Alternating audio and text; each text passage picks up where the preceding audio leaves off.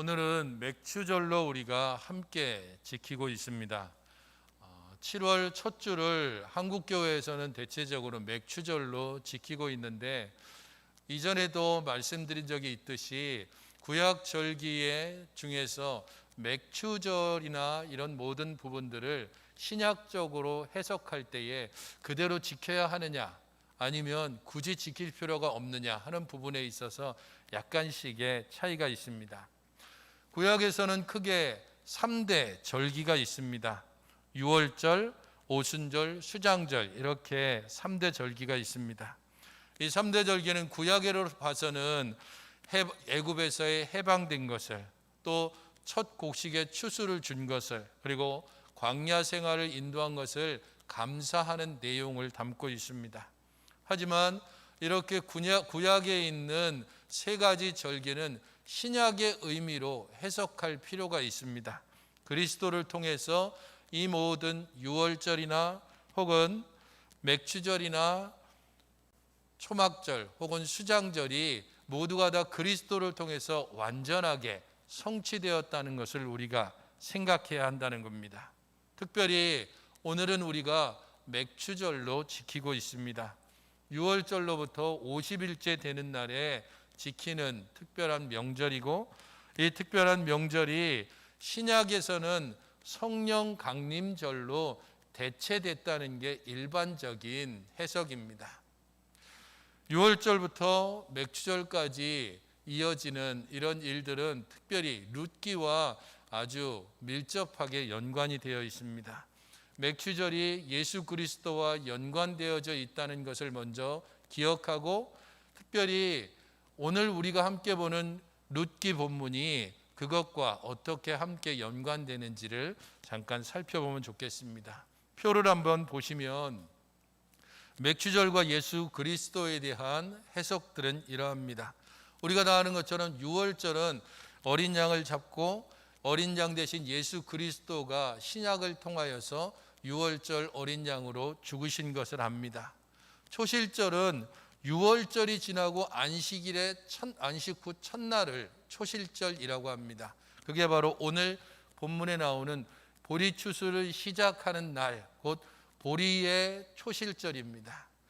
이것은 구약적으로 첫 곡식을 수확해서 드린다는 의미가 있고, 우리가 살고 있는 이 신약의 시대에는 부활의 첫 열매로서 예수 그리스도가 부활하셨고, 첫 번째 열매가 맺힌다는 것은 그 뒤에 계속해서 곡식들이 열매를 맺는다는 것을 의미합니다. 예수님께서 부활의 첫 열매가 되셨고, 그 뒤를 이어서 예수 그리스도와 함께 우리도 부활의 열매로 지금 주 앞에 예배를 드리고 있습니다. 맥추절은 초실절로부터 50일이 지난 날입니다. 그래서 오순절이라고 이야기를 하고요. 이 오순절이 되면 첫 번째 보리 수확을 했던 때로부터 이제 보리 수확이 완전히 끝나고 밀 수확으로 들어가기 시작합니다.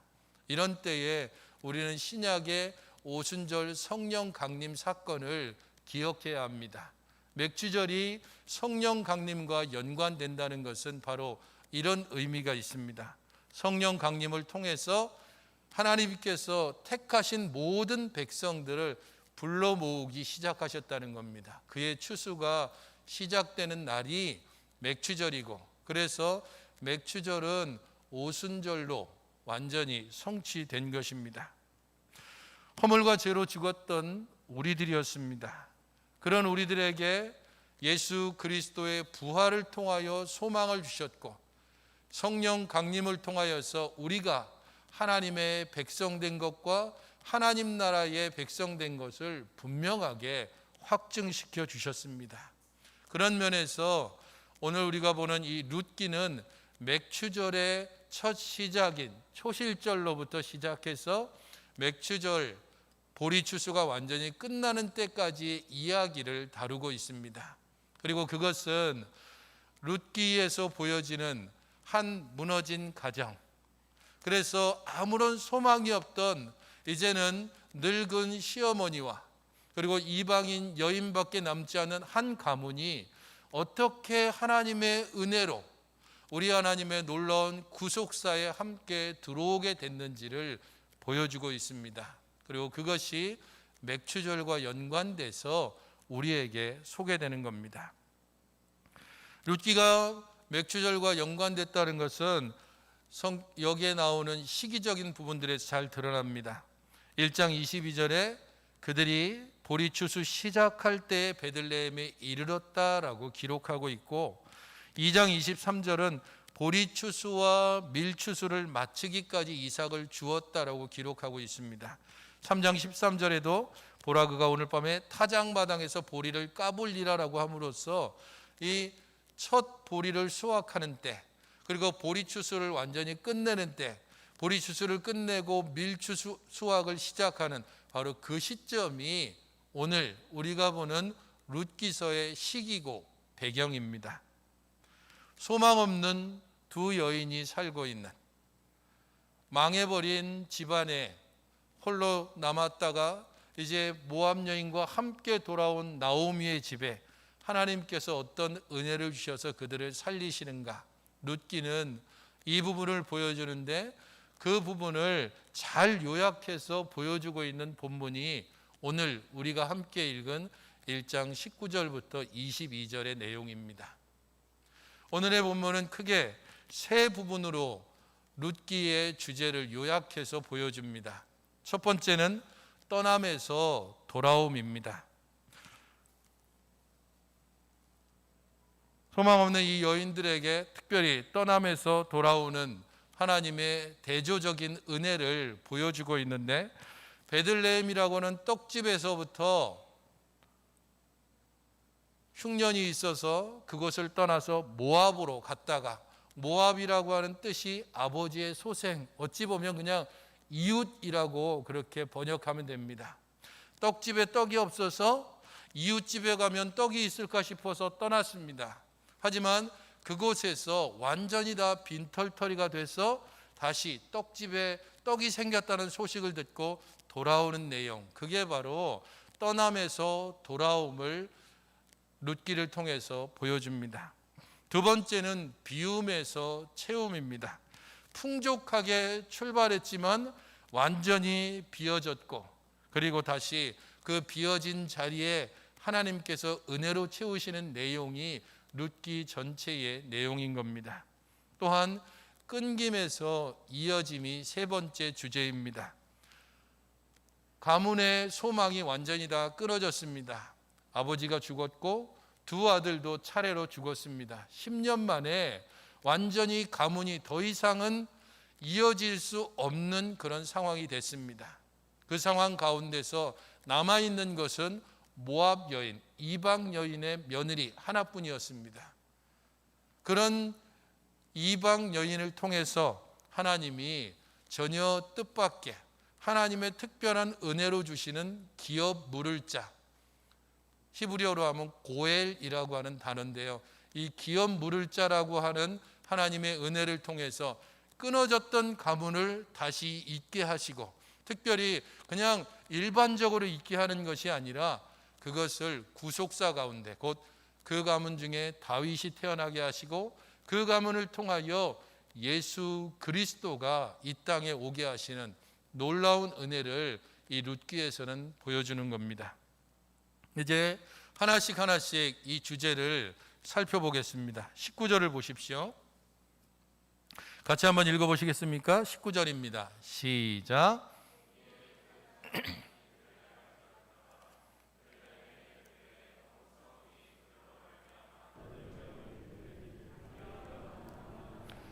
첫 번째 주제인 떠남에서 돌아옴의 내용을 19절에서 이야기하고 있습니다. 두 사람이 베들레헴까지 갔습니다.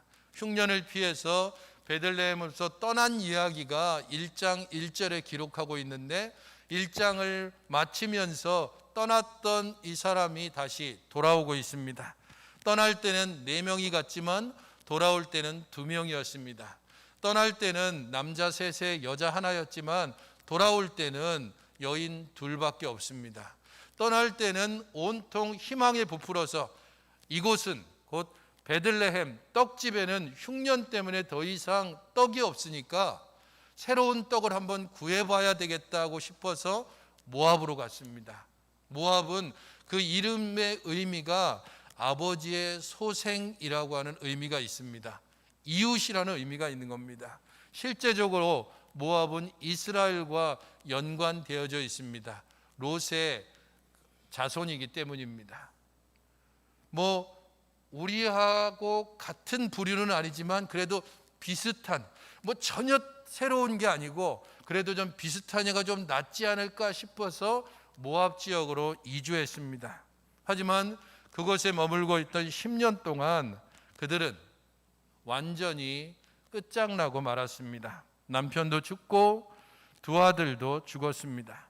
모압, 곧 아버지의 소생인 이웃은 더 이상 믿을 만한 곳이거나 혹은 의지할 만한 것이 되지 않았습니다. 그렇기 때문에 그곳을 떠나서 다시 베들레헴으로 돌아오는 내용입니다. 돌아온 그들을 베들레헴에 있는 사람들이 어떻게 맞이하고 있습니까?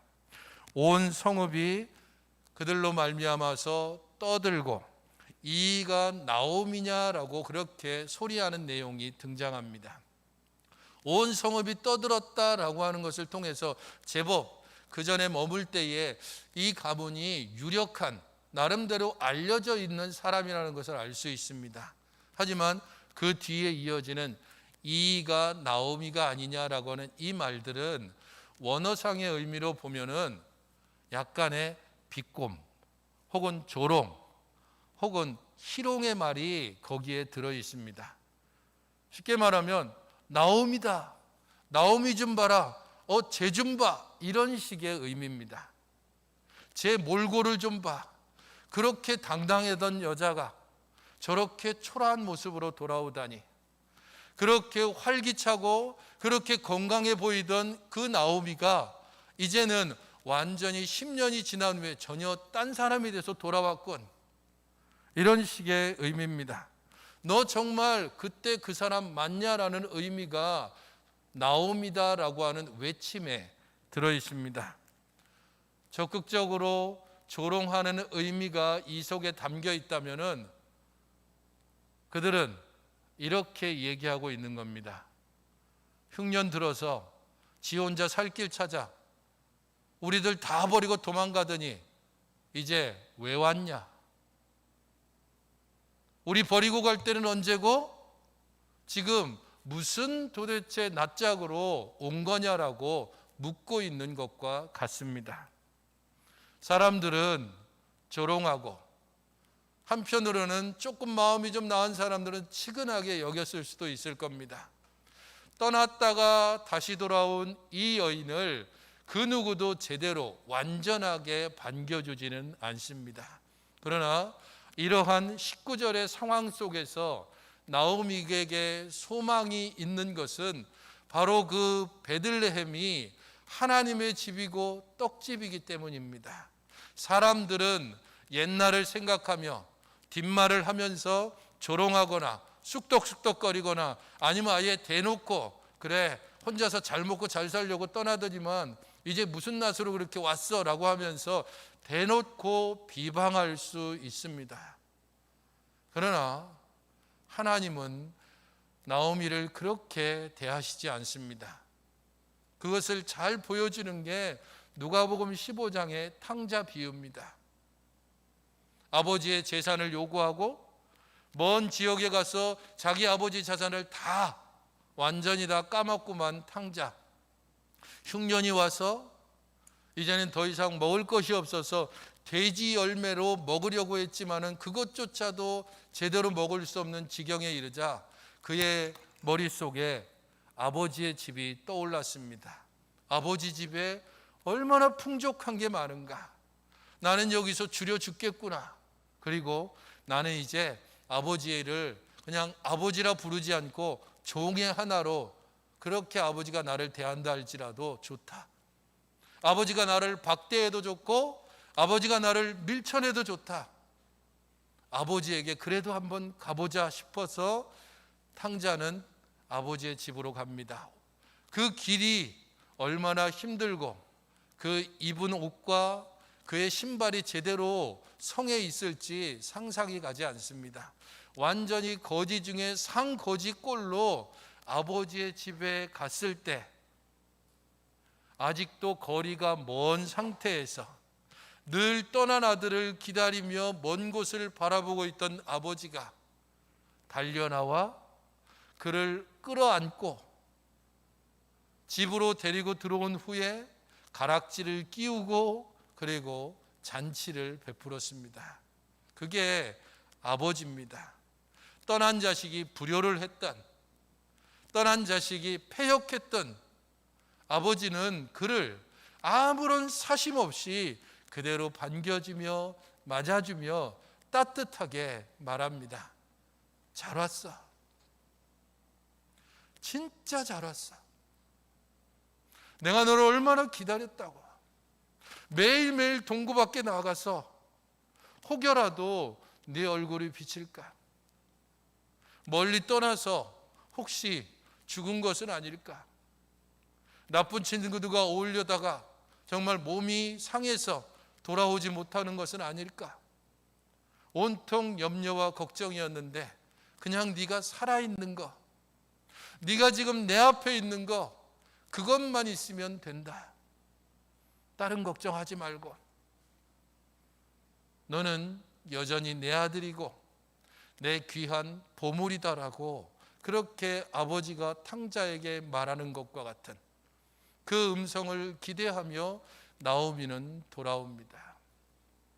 떠난 이들을 사람들은 이러쿵저러쿵 말할 수 있고 우리들은 사람들을 대하는 방식에 있어서 하나님의 마음을 온전히 지니지 못할 수 있습니다. 그러나 하나님은 우리를 받으시며 우리를 끊어 안으시며 우리의 손에 가락지를 끼워 우리의 지위를 다시 회복케 하시고 큰 잔치를 베풀어 모든 사람들에게 자신이 가진 기쁨이 얼마나 큰지를 보여주시는 것입니다. 나오미에게 바로 그런 소망이 있습니다. 그런 소망을 보여주는 것이 나오미에 이어지는 말입니다. 20절, 21절을 보십시오. 나오미 스스로 무엇라고 얘기하고 있습니까? 내가 풍족하게 나갔더니 여호와께서 내게 비어서 돌아오게 하셨다라고 고백하고 있습니다. 베들레헴으로 돌아온 이유는 한 가지밖에 없습니다. 풍족했다면 돌아오지 않습니다. 넘치고 잘 살고 성공했다면 돌아오지 않았을 겁니다. 완전히 비어졌기 때문에, 더 이상 소망이 없기 때문에, 더 이상 의지할 곳이 없기 때문에 돌아온 겁니다. 남편 엘리멜렉도, 두 아들 말론과 기련도, 풍족했던 물질도 완전히 다 비어지고 말았습니다. 그것을 깨달으면서 처음에는 원망도 했을 겁니다. 왜 우리 남편이, 왜 우리 큰아들이, 왜 우리 둘째 아들이, 왜 내게 이런 일이 일어나는지에 대해서 분노하며 원망하며 그리고 현실을 부정하는 그러한 일들을 10년간에 반복해 가면서 나오미가 깨달은 것이 있습니다. 여호와께서 내게 비어 돌아오게 하셨다. 전능자가 나를 심히 괴롭게 하셨다. 여호와께서 나를 징벌하셨고 나를 괴롭게 하셨다. 이웃 잘못 만나서 그런 줄 알았을 겁니다. 시기가 좀 맞지 않아서, 갑작스럽게 병이 찾아와서, 상황이 좋지 않아서 어떻게 해서든지 합리적인 이유와 핑계를 찾으려고 했을 겁니다. 하지만 10년의 기간을 지나며 나오미는 이렇게 고백하는 겁니다. 하나님께서 그렇게 하셨다. 나를 비게 하시고 나를 괴롭게 하시고 그래서 다시 하나님을 기억하게 하셨다. 대부분의 경우 성공하고 잘나서 그래서 죽게 돌아오는 경우 거의 없습니다. 무너지고 상처받고 그래서 위로받고 싶은 마음으로 죽게 돌아옵니다. 그런 위로가 필요한 자를 사람들이 어떻게 대합니까? 그 상처를 박박 긁어대는 겁니다. 그 상처를 위로해 주지 않고 더 들춰내고 자기와는 다른 부류인 것처럼 대하는 사람들입니다. 그러나 하나님은 비워진 마음을 아시고 그 비워진 마음을 은혜로 채워주시는 것입니다. 나오미는 바로 그 은혜를 받을 만한 준비가 되어 있습니다. 그것이 어디에 나오는가? 20절을 보십시오. 나오미가 그들에게 이르되 나를 나오미라 부르지 말고 나를 마라라 부르라. 우리식으로 해석하면 이런 겁니다. 나를 더 이상 기쁨이라고 부르지 말고 나를 괴로움이라고 불러달라. 이전에는 사람들이 나를 향해서 기쁨아 기쁨아 이렇게 불렀다면 이제 하나님께서 내게 행하신 일로 인해서 내가 깨달은 것이 있다. 그러니까 나에게 이렇게 불러줘라. 괴로움아 괴로움아. 이 괴로움을 누가 해결해 줄 수 있는지 나오미는 분명히 알고 있습니다. 그렇기 때문에 나를 괴로움이라고 말하라고 불러달라고 말합니다. 나오미는 완전히 비워졌고 이제 남은 것은 채워지는 것밖에 없습니다. 그런 채워짐이 어떻게 이루어질 수 있는가? 그 가능성을 어디에서 볼 수 있습니까? 22절입니다. 같이 한번 읽어보시기 바랍니다. 시작.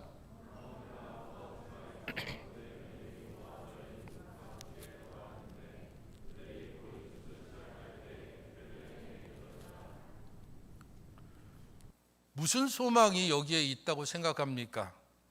모압 지방에서 그의 며느리 모압 여인 룻과 함께 돌아왔습니다. 여전히 과부고 함께하고 있는 여인도 이스라엘 여인이 아니고 모압 여인 며느리입니다. 그의 존재가 자신의 실패를 그대로 보여주는 겁니다. 룻의 존재가 자신의 불신앙을 그대로 보여주고 있는 증거이기도 합니다. 하지만 바로 이 증거인 모압 여인 룻 때문에 하나님의 은혜가 나오미에게, 엘리멜렉의 가정에게, 그리고 바로 오늘날 우리들에게 주어지고 있습니다. 그리고 그 가능성이 어디에서 보여지고 있습니까? 보리추수 시작할 때에 베들레헴에 이르렀습니다. 가문을 이을 자녀도 없고 생활을 이을 기업도 모두가 다 끊어져 버린 이 불쌍한 두 과부 집안에 하나님께서 모압 여인 룻을 통하여 그들이 육신적인 방법은 이제 끝났다면 하나님의 특별한 은혜, 곧 기업 물을 자라고 하는 하나님의 은혜의 방법을 통하여 이 가문을 다시 이어지게 하고 계십니다.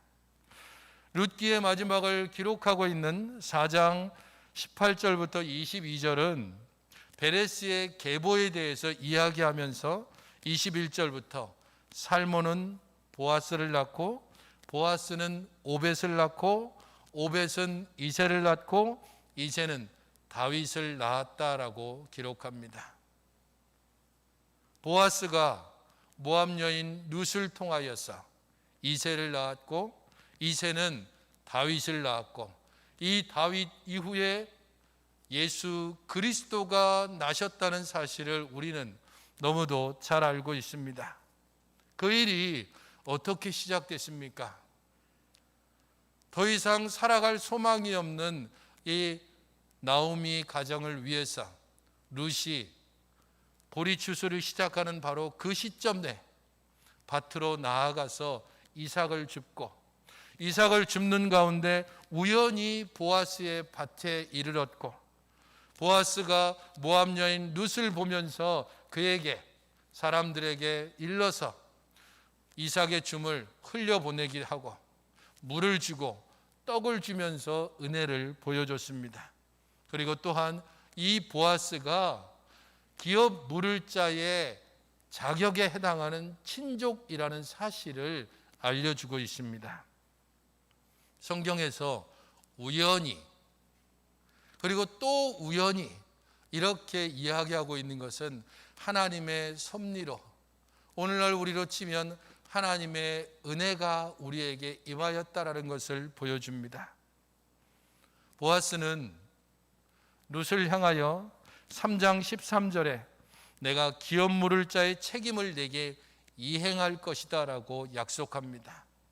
그리고 또한 그 책임을 이행하는 하나의 증거로서 빈손으로 가지 못하도록 하면서 보리를 6대나 지어주기도 하고, 이 모든 것을 목격한 나오미가 이렇게 보아스에 대해서 평가합니다. 3장 18절을 보십시오. 3장 18절에는 이렇게 말씀하고 있습니다. 이에 시어머니가 이르되 내 딸아, 이 사건이 어떻게 될지 알기까지 앉아 있으라. 그 사람이 오늘 이 일을 성취하기 전에는 쉬지 아니하리라. 나오미와 나오미의 남편이었던 엘리멜렉 집안은 더 이상 이어질 수 없는 집안이었습니다. 그 가문은 끊어졌습니다. 그런데 이 가문을 보아스라고 하는, 기업을 물을 자라고 하는 하나님이 특별한 은혜로 주신 이 제도를 통해서 그 가문이 다시 이어지게 되었습니다. 그 일은 맥추절의 시작인 초실절로부터 시작해서 맥추절 보리추수를 하는 타작마당에 밤에 이루어졌고, 그 이후에 성문에서 전격적으로 체결되었습니다. 우리가 룻기의 내용을 안다면 여러분들 잠시 잠깐 룻기의 내용을 한번 생각해 보십시오. 희망차게 흉년이 있는 조국을 버리고 모압을 향해서 떠났던 한 가정, 10년 동안 완전히 다 남자들이 다 죽고 초라하게 늙은 시어머니와 이방 여인이 돌아오는 장면, 먹고 살기 위해서 며느리가 사람들의 눈치를 보면서 이삭을 줍는 밭으로 가서 사람들과 멀리 떨어져서, 왜냐하면 유대인은 이방인과 접촉하면 부정해지기 때문에 이방인은 멀리 떨어질 수밖에 없습니다. 그러다 보니까 더 보아스의 눈에 띄는 것입니다. 저 여자가 누구냐라고 물어볼 수 있습니다. 그렇게 우연히 보아스의 밭에 가고 보아스의 은혜를 받고, 그러다 보니까 그가 친족이라는 것을 알게 되고, 기업 물을 자의 권리를 행해달라고 타작마당에 밤에 가서 부탁을 하고, 그것을 보아스가 받아들여지고, 그 일을 추진해 가는 데 있어서 보아스가 얼마나 지혜롭게 행하고 있는지를 룻기 4장은 잘 보여줍니다. 그리고 마지막은 이 가문이 어떻게 다윗까지 이어지는지를 우리에게 보여줍니다. 이 일은 맥추절에 일어난 일입니다. 하나님의 특별한 은혜가 나오미의 집안에 임한 것처럼, 아무 소망 없고 절망 가운데 있는 이 가정에 임한 것처럼, 구약의 모든 백성들에게 하나님께서 이 은혜를 주셨고, 신약 시대에는 성령님을 통하여 죄와 허물 가운데 죽었던 우리들에게 바로 이 소망을 부어주셨습니다. 예수님은 고향 회당으로 가셨을 때에 회당장이 성경을 주면서 읽어달라고 했을 때에 한 부분을 펴서 읽었습니다. 누가복음 4장 18절로 19절 말씀은 예수님이 읽은 부분을 이렇게 기록하고 있습니다.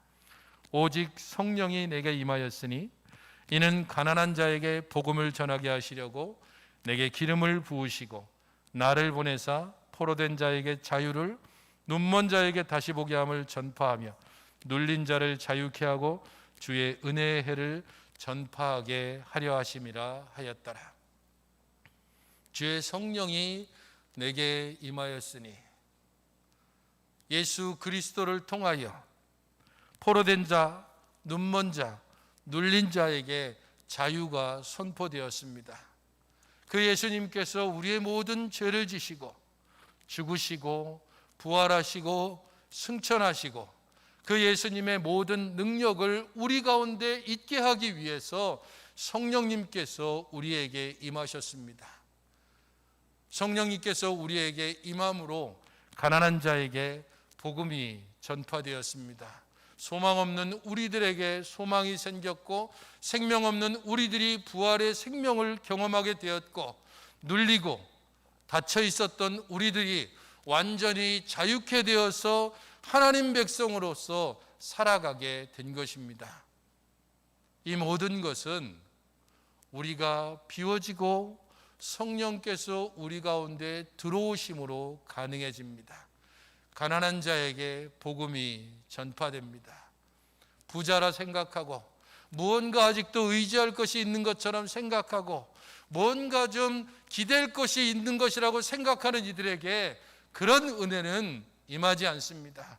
오직 비워지고 깨어지고 넘어진 그런 가난한 영혼이 오직 하나님만을 피난처로 삼아서 피난처이신 하나님께 나아올 때에 성령이 임하셔서 그를 위로하시고 그를 채우시고 그를 은혜로 가득하게 하시는 것처럼, 오늘 나오미의 집에 룻을 통하여 하나님께서 기업 물을 자의 놀라운 은혜를 부어주셨던 것처럼, 하나님을 피난처로 삼고 주 앞에 나오는 모든 우리들에게 하나님께 주시는 은혜가 풍성할 것이며 그 은혜가 놀랍도록 우리 모두에게 임할 것입니다. 하나님이 주시는 은혜를 기억하며 가난한 마음으로 피난처 되신 우리 하나님을 소망하며 이 찬양을 함께 불렀으면 좋겠습니다.